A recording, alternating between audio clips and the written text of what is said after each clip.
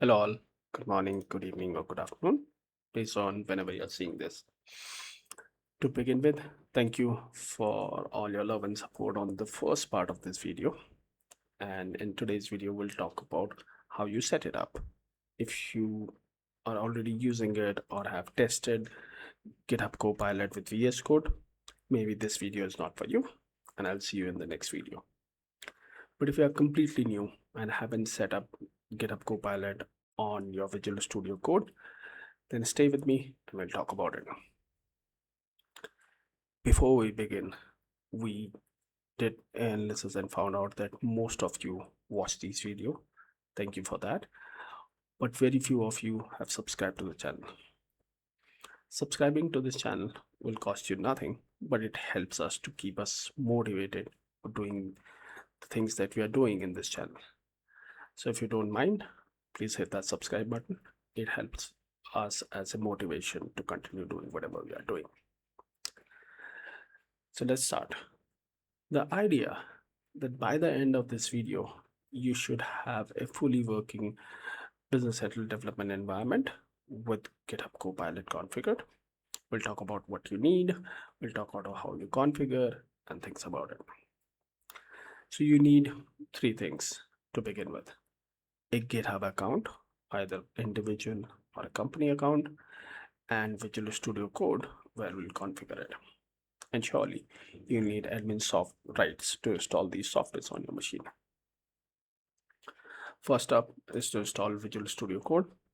I'm not getting into detail of Visual Studio Code installation because I know you can just go ahead to Visual Studio website, download the installer based on your machine operating system, and just follow easy installation wizard.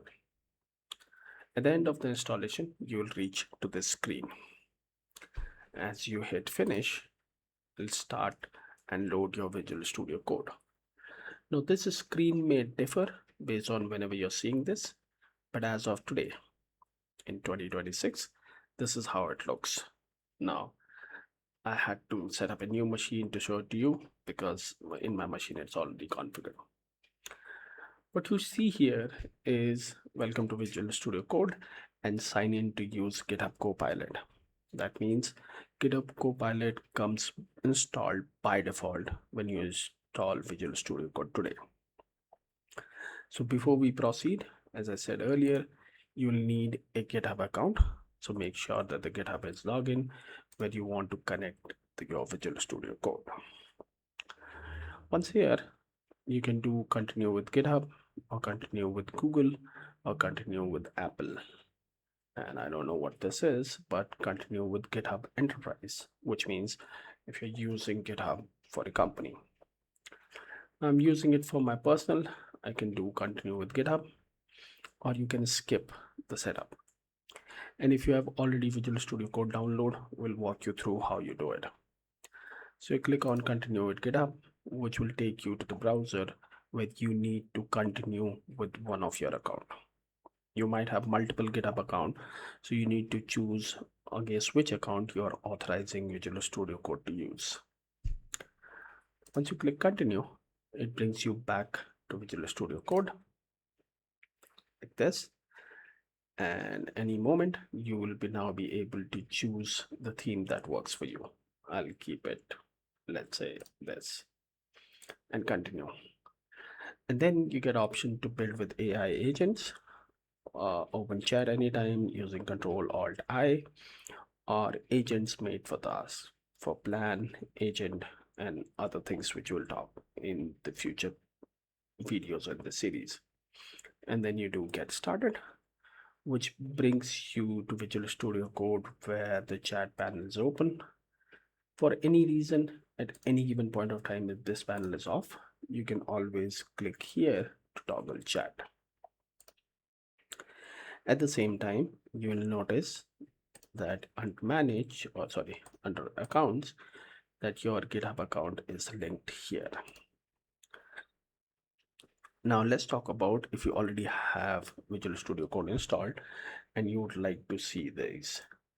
Go to your extension management and then search for Copilot chat.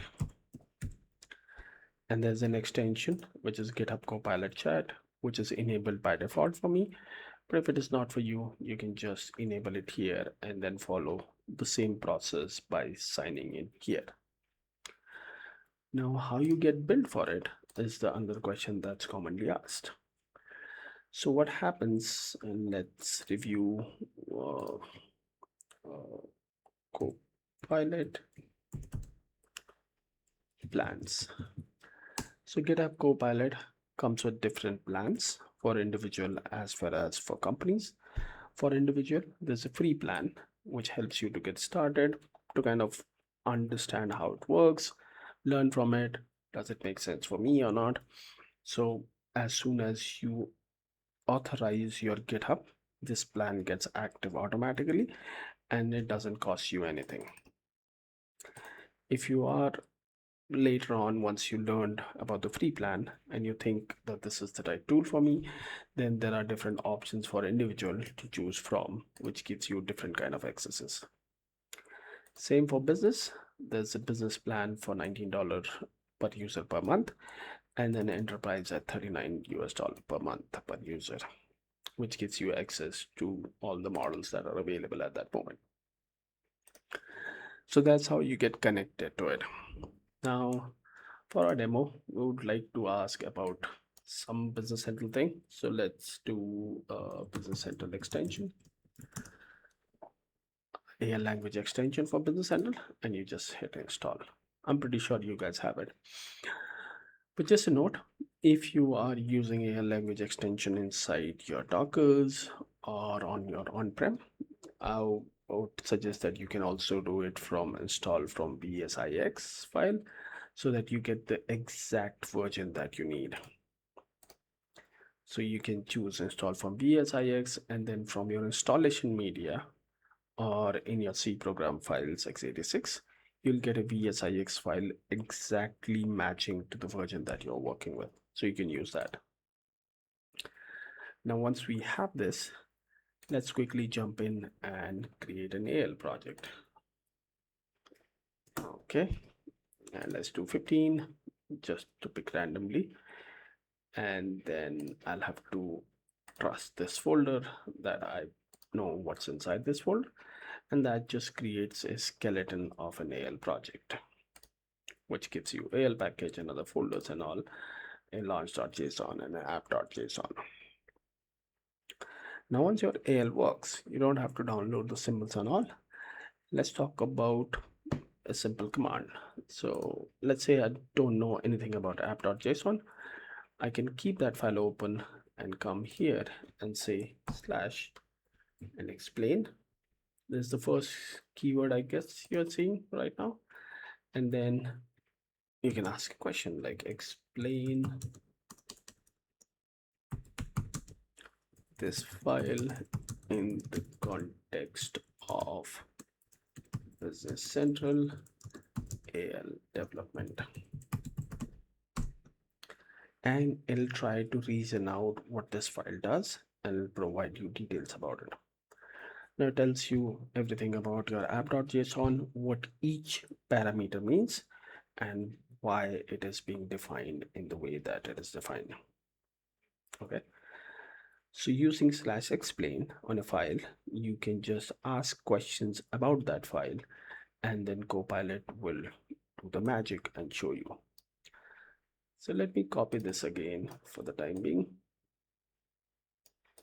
Okay. And then let's look at this, what it said. This file is in the extension manifest for Business Central AL project. It tells Business Central and AL compiler what the app is, what platform application version, and other things. And then it go on and explain each and every property that is defined here. So if you don't know anything about it, you can always ask. In the same way, if you're on an extension file like this, you can again go ahead and say explain and then paste. Now this will search for the references that are available and then tell you what this file does. It tells you that this is a page extension and it extends customer list page and add logic when page opens. Here is an example, right? and then it explains you line by line what it does and what the trigger does, where it is being added, the code is added, and you get to know everything about it. In the same way, you can select a function and then you see this yellow sparkling item which says show code action, and then you can review this. Okay, or you can do a control I to say explain this code. Now this you can do anywhere based on whatever your extension code is. If you don't understand it, you can just do that and try to decode your code and explain what it does. This trigger run when customer list page open and shows a pop-up message, app published, hello world. So just by using /explain and control I in your code, you'll be able to get insights on your code or certain things that you don't know, right? So what we did in this video, let's quickly brief that. This is the full environment that you need. You're ready to go. In the next video, we'll get into Copilot chat modes and / commands properly that are available, which kind of treat it as an actual vocabulary you'll use with every video after this. So I'll see you sooner than later in the next video.